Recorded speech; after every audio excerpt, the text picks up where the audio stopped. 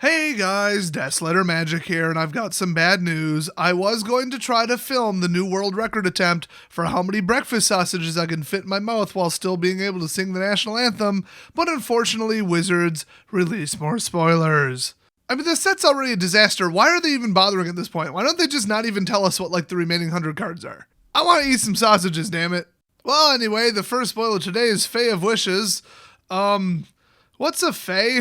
According to dictionary.com, it is a Scottish word for the word from. That's it. And in fact, I'm pretty sure when they say the Fay, it's F-E-Y, as in the Feywild, which is also D&D and not magic. But they keep calling it Fey Magic, so... Oh, but then it turns out I was getting that wrong, and by me I mean Forbes, the article I read in Forbes, who were trying to explain, who's that douchey planeswalker, the emo guy who's lonely or whatever?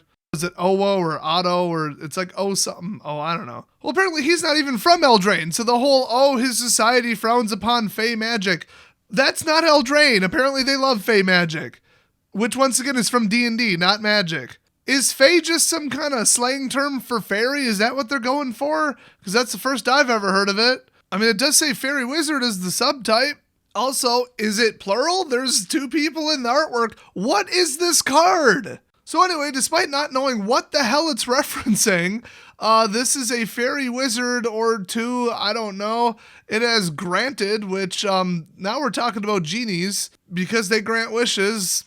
Okay, so that's a sorcery adventure. You may choose a non-creature card you own from outside the game because they're not done with that bullshit yet. Reveal it and put it in your hand. Oh, that's always been very proven to be fair and a great, wonderful, fair mechanic. And it definitely doesn't encourage improper sideboard building just to activate this. And this mechanic totally works in Best of One on Arena. And it's totally not a black hole of rules violations in a commander deck. So anyway, that's bullshit. And then let's see, it's 2 cost 1/4 flying. If you paid to discard 2 cards, return it to its owner's hand. Great. So you can't kill this son of a bitch. I hate everything about this card, from the art to the name to the ability, everything. Next up is Shepherd of the Flock, who obviously sucks at his job because there is no flock in that artwork. Yep. Whoopsies. So it's 3-1 for 2, vanilla, cool. And then we got, Usher to Safety, a 1-cost instant adventure. Oh boy, I love instant adventures. Return target permanent you control to its owner's hand. Yeah, that's what we needed. Another white counterspell on top of God's Willing. Thanks, Wizards. Somebody needs to tell these colors to actually stay in their lane and maintain the color identity because this is bullshit. I mean, read that again. That's a blue ability. Everybody knows it's a blue ability. What the hell is it doing on a white card? So next up, we've got Lucky Clover. It's a 2-cost artifact, and that artwork is pretty much the coolest thing ever. And whenever you cast an adventure, instant, or sorcery spell, copy it, you may choose new targets for the copy. So once again, the correct way to phrase this would have been whenever you cast a spell that has the keyword adventure on it. But I guess they wanted to double down on the fact that, no, this time, unlike the other cards, they actually mean you have to cast the adventure portion of it. Because no matter which side you're casting an adventure spell. So that's why I said adventure, instant, or sorcery. So this card single-handedly heavily implies that if you were to fetch the card is considered an instant or sorcery and also creature card. So it's more than a keyword, it's actually like a dual subtype, which that has all kinds of implications for like spell type count and like Tarmogoyf. So that's a whole thing. Other than that, this as a card, I mean, okay, cool, whatever. None of them are particularly amazing. I mean, this is colorless, so hey, throw it into your adventure deck, although I'm convinced by looking at the adventure trigger decks that they're just not good. They're trying to force another archetype, and it is just so not going to happen. So next up, we're going on another adventure with Garen, Brig, Carver. It's a 3-2 for 4, which is not exceptionally good, but he is a human archetype, which I'm starting to think is like more powerful than knights at this point. And he does have Shield's Might. It's a 2-cost instant. Target creature gets +2/+2 until end of turn. Just straight up boost. So that's okay, I guess, for 2. I mean, I've seen better. But 2 attack is enough to put something into lethal territory, and then +2 toughness is usually enough to keep something alive, so it's the bare minimum to be considered a viable ambush spell. Although there is something to be said for like +4/+0, where it's just like YOLO. So, I mean, I kind of like this. It's just a 3-2 for 4 is not a very good card at all in a creature-heavy deck, and this would obviously be in a creature-heavy deck. Would this be good in an all-adventure deck? Still probably not. There's nothing too special about them, unless it's a human subtype adventure deck, which I'm starting to think might be a thing. Leave it to wizards to say that only humans can go on adventures because they're all a bunch of racists. So anyway, next up we've got Fortifying Provisions. It's a 3-cost enchantment, common, white. Creatures you control get +0, thank God, and +1. I'm already completely sick to my ass in the current standard meta of how many tribal boosts there are between Icon of Ancestry, that Empyrean Falcon Eagle, whatever the hell it is. That one vampire card that gives them all +1/+1. That other vampire card that gives them all +1/+1. Well, then we've got like Ethereal Absolution. I mean, it's ridiculous. I don't know if you guys have gone up against this. I mean, I'm in Diamond at the moment, but it's getting really annoying. So, good, this is only defensive. But when it enters the battlefield, create a food token. So it depends what you're going to do with that food. Can't quite call it absolutely defensive when you can apparently chuck food directly at your opponent's face. With some other cards. I mean, I think overall, this is actually pretty good for what it does. It is a one-and-done effect with a really weak passive, but, I mean, if you want to swing safely and you go lifelink heavy, yeah, you're probably going to need this.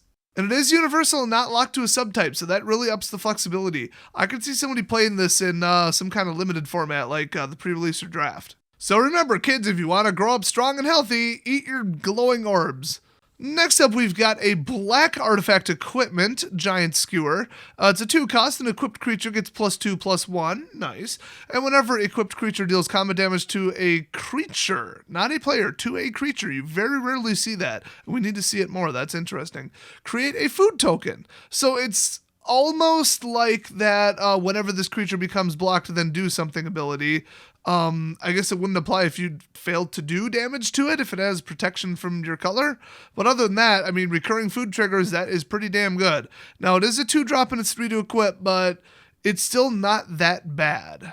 Next up, we got some crap in Portuguese that I'm not going to try to pronounce. But it's Castle of Ardenvale. Oh my gosh, is this finally the rare lands that everybody's been waiting for? Well, depends upon how you specifically want to interpret that phrase, because this is not a dual color.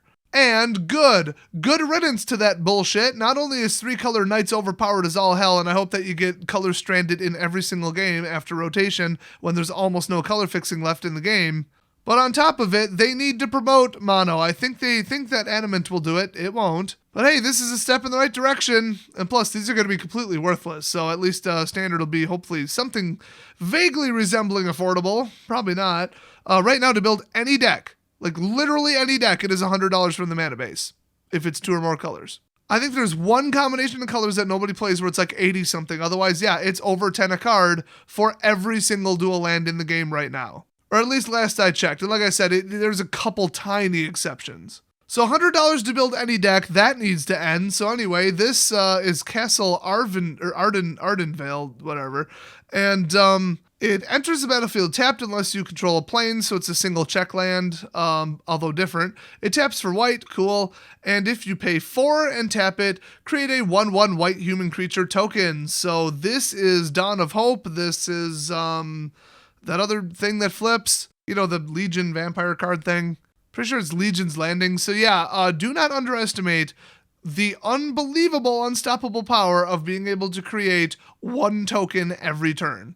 Especially in an ETB deck or a Death Trigger deck. But even if it wasn't, I mean, I appreciated that Legion's Landing was a lifelink token. That was immensely powerful with the Johnny's Pride Mate, Resplendent, Angel, just the whole rest of the deck that it was typically in, pretty much. So I'm kind of glad they brought it back. I'm not really sick of that mechanic yet. You can't really call creating a 1/1 every turn overpowered, but it's incredibly useful. So I think this land will see some play, but I don't think it'll see enough play outside of standard that it'll be a $10 card, which is exactly what they should be targeting and striving for every time they print rare lands. Next up, we got famous WWE wrestler Sir Farron, the Hengehammer. So he's a 2/2 for 2 legendary creature, human knight, strangely enough uncommon, and whenever Sir Farron the Hengehammer attacks, admire his bear's cute little helmet. Oh, pardon me, I misread that. It actually says another target attacking creature gets +X until end of turn, where X is Sir Farron's power. We already have a card in Standard that does this, and it's kind of annoying. Now, strangely enough, he's a human knight, but he's off color with knights, unless they really legitimately think people are going to play 4-color knights at this point, because it's already white, red, black.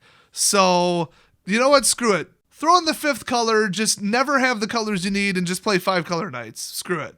But anyway, in a traditional green rush with ambush boost deck, this would basically double your boost. So if you were to Might of the Masses him, then you swing. If he gets 5 bigger, then you're going to make the creature next to him 7 bigger. So you get that +5 twice. And even just making something else +2/+2 with no boost, no equipment, no nothing, that's still pretty darn good. So I think a lot of people are going to play this, and it's really, really, really good, once again, that he is legendary. You would not want to be playing against 2 of these with some kind of field spell that just gives everything +2, because then you would get everything +2, and then 2 more things +2 an additional 2 times. Oh, and then also that's on top of his other +2 just for existing. Yeah, run that math in your head. So next up, we've got Mysterious Pathlighter. It's a 2/2 for 3, and it's a fairy. Naturally, it has flying, and I'm going to read it the way it should have been written. Each creature you control that has the adventure keyword on it enters the battlefield with an additional 1/1 counter on it. Okay, finally something that actually makes the all-adventure deck look actually playable. Unfortunately, you can only run 4 of these in your deck, so having it go from weak, pathetic, gimmicky crap to barely vaguely playable. Oh, but this only is in your opening hand 47% of the time. Whoopsies. Yeah, I don't think this is going to save it.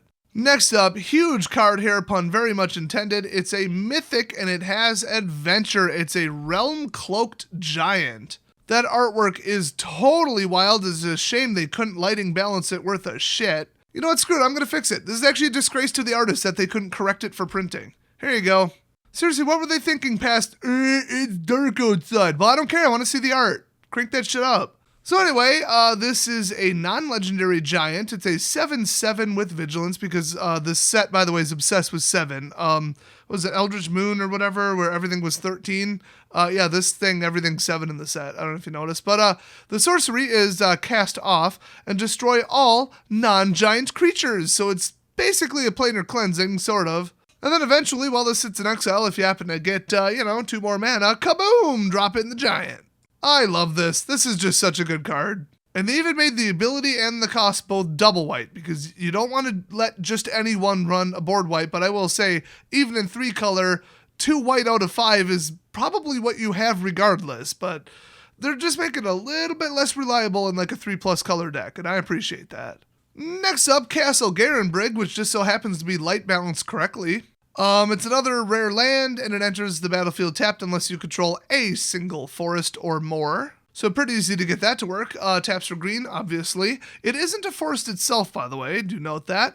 And if you pay 4 and tap it, add 6 green mana to your mana pool, holy hell, and spend this mana only to cast creature spells or activate abilities of creatures. Wow, this is so wide, I think it will reach into like Commander, maybe Modern, I mean, this is an automatic run full play set in any kind of mono green run you over traditional creature deck.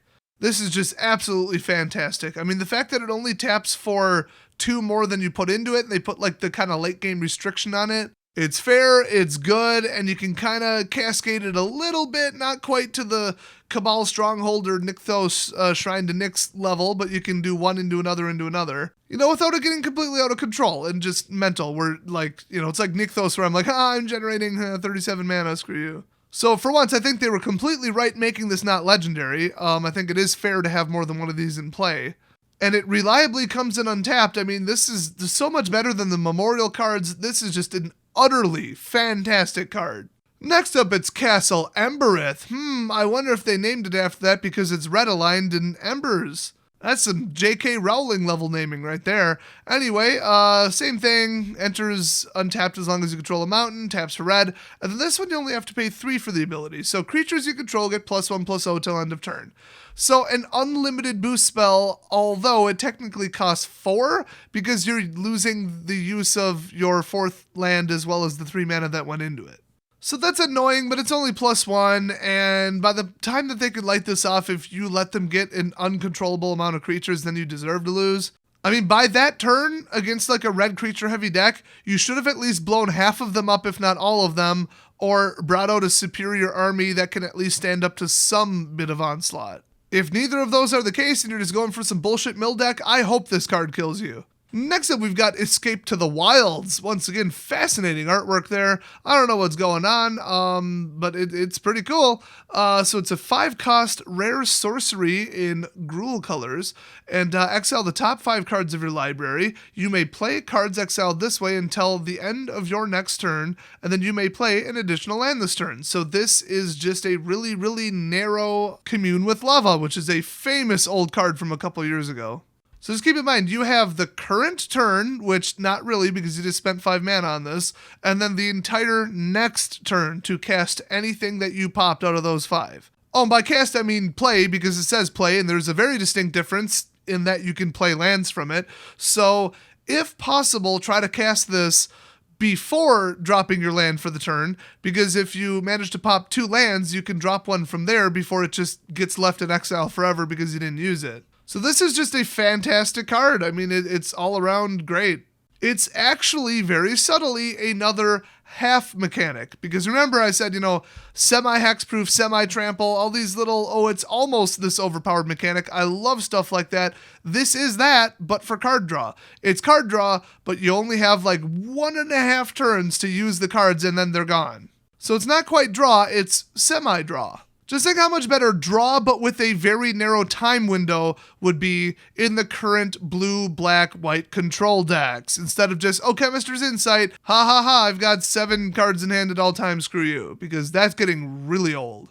Next up, the special whoopity-doo frame from the overpriced boosters that nobody's going to buy, Acclaimed Contender. It's a 3-cost human knight, rare 3/3, and when it enters the battlefield, if you control another knight, because of course you would, look at the top 5 cards of your library, you may reveal a knight, aura, or equipment, or legendary artifact card from among them. So basically anything.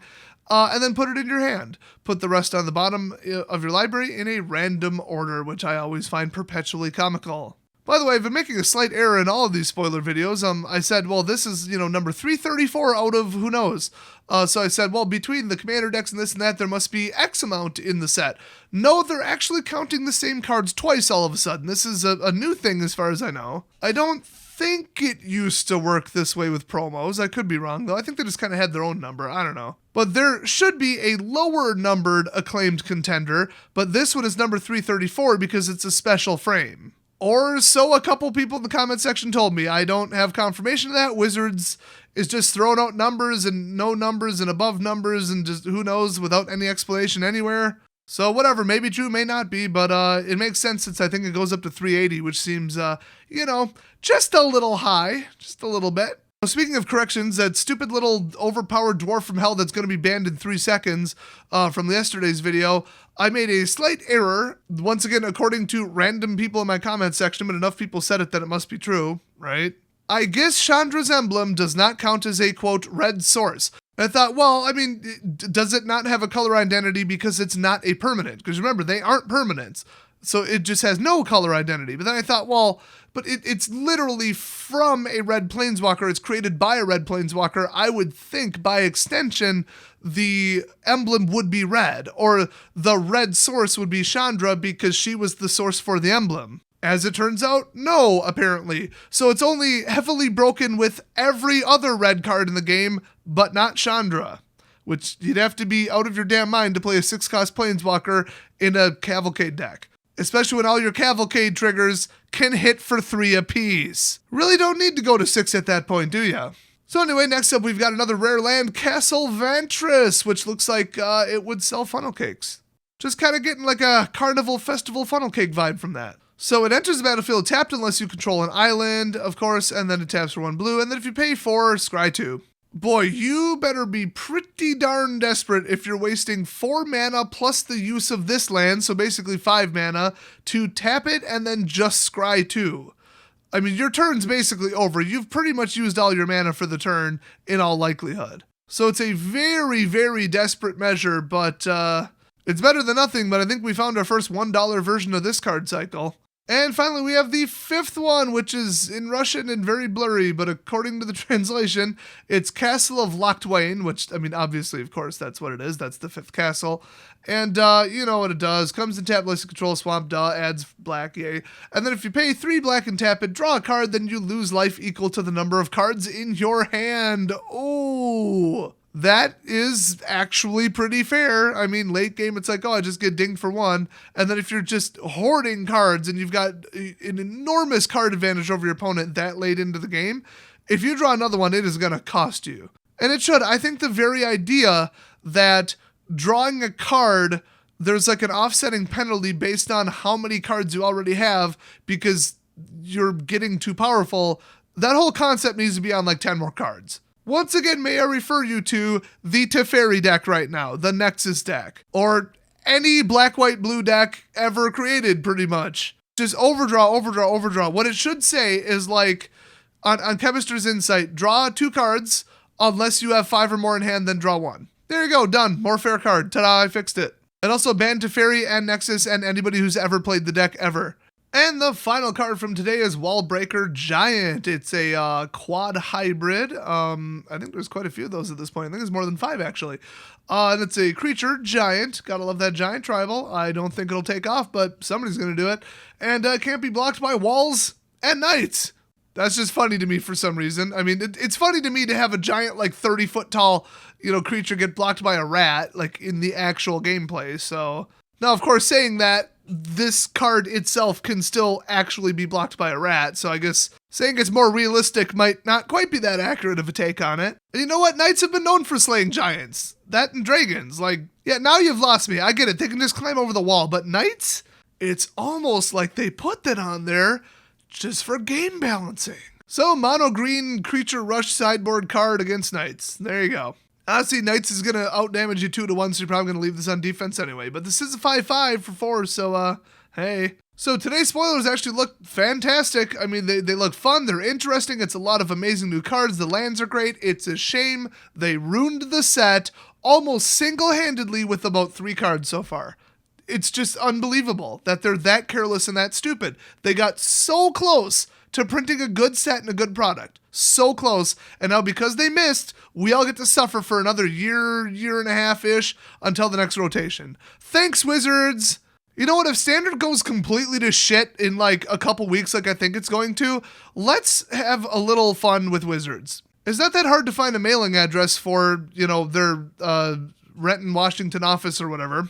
So I think we all need to get out a Sharpie. Maybe if you want to get really classy, one of those gold metallic Sharpies, and then go buy a cheap like $2 hammer at Harbor Freight or whatever you got near you, and then just write the word ban on the top of the hammer and then just mail it to them. I mean, it's a hammer. You can put it in a bubble mailer. And then maybe they'll get the hint that they need to, get out the ban hammer. They're going to have to get so aggressive with the banning in Standard to salvage anything that resembles fair gameplay with the overpowered shit that's still in Standard from War of the Spark mostly, and the couple drastic mistakes from this set. If they don't, once again, they're going to lose 10% of their player base, which is, FYI, about 1 million customers. They've done it before, they'll do it again. They lost, I heard, 1 to 2 million players, that's the rumor, because of Khans of Tarkir, and the fact that every deck was like $400. Oh, bare minimum. I'm referring just to the mana base, not the actual rest of the deck. And then it was just an Esper Ugin Control-a-thon shit show back then. So, yeah, very fun. Totally didn't drive away people. And through their own statistics, although they did walk this back and create what I think is a BS excuse, they lost about another 3 million players during the time that the 9 to 10 to 11 to 12 or whatever the hell they're at now cards were banned in Standard recently. And they've only gained them back because of Arena. So that is a very temporary thing. And boy, is my comment section, social media, Reddit, everywhere lit up with people saying, I have given up on Arena. I haven't played it. I haven't touched it in 2 months. I've uninstalled it because I'm so sick of the popular tier 1 decks right now. They don't let me play anything. They don't let me do anything. Fuck it. I'm not interested. Fuck this game. I'm going to go play anything else. Look how many different video games there are to play. I could be doing anything else with my time than suffering through this bullshit. That's what people are saying. So they're on the verge of just losing everything, having Arena not quite collapse, but boy, not live up to expectations. I mean, why do you think they added in the season pass? It's because they weren't hitting targets and weren't making money. Same with Apex Legends. They lost so many players that they have to do abusive, manipulative shit and overcharge for everything. It's because all of a sudden they're making, a quarter of what they are before because everybody left, and now they're like, oh crap, we got to make up for the money.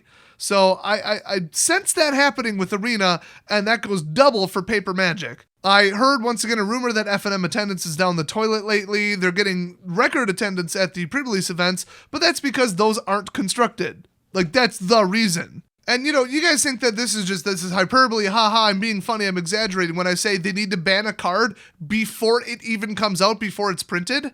But are you going to let it go into $300 decks, Rune Standard, Rune Tournaments, and then ban it? Is that a better idea? Or should you just admit you made a mistake, Wizards, and say, no, we changed our mind, dead on arrival. This card is worthless. I mean, play it in other formats, feel free. I'm sure people will. But before anybody gets too invested in this card and this deck archetype, we're banning this. We made a mistake.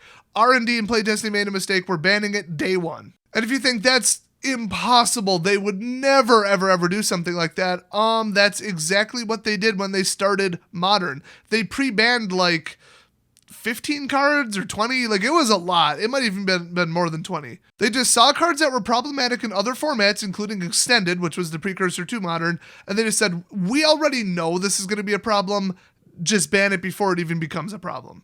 Preemptive bannings, I mean, they work if they're right, but if Wizards was right all the time in their predictions, they wouldn't have printed these cards in the first place. So do I trust them to pre-ban problematic cards all the time? No, but I've got an idea. Listen to the community. They're smarter than you, apparently. If there's all kinds of rumblings and deck archetypes and people on X-Mage already dominating with something 2 weeks out before a set comes out, pre-ban the card, okay?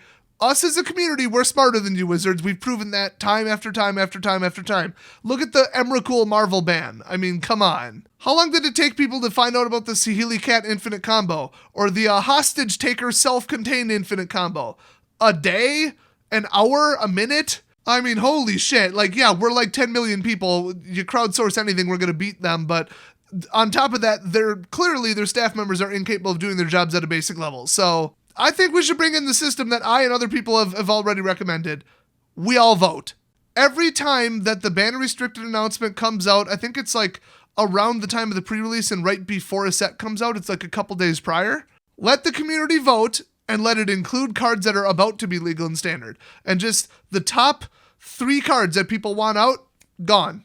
And then every new banner restricted announcement cycle, 4 times a year, the standard oriented one, obviously, automatically unban the cards, and then people can vote for them again if they want them to stay banned. But otherwise, it would be 3 cards banned by the community, and you vote based on your DCI number and everything every single time. Just think how much better Magic would be, because we know so much better than Wizards does when it comes to fair and fun gameplay.